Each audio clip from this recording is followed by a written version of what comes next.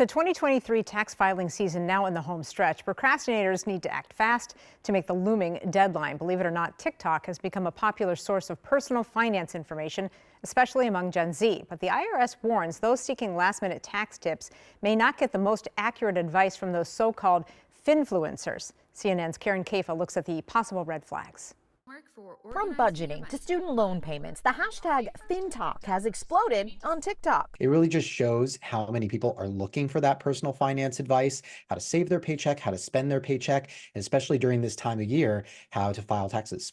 Brad Messner of the National Association of Tax Professionals and a professor at the University of Pittsburgh says social media can give voice to some helpful sources for tax topics, but not all have the same credibility and expertise. In a lot of cases, there's a lot of intricacies and nuances. So there is no way in a 15-second, or even in some cases, a 30-second or 3-minute clip to explain all of the details around the topic.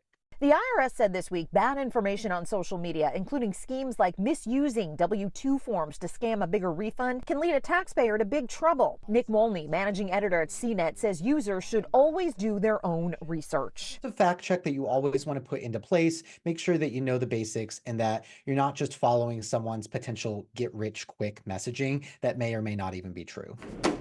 After all, Messner says it's the individual filer who's held accountable for that tax return. When you submit that return or when you sign that return, you are ultimately responsible for it. And if anything comes into question, just the response of, oh, well, I saw that on TikTok is not really a valid response in the terms of an audit.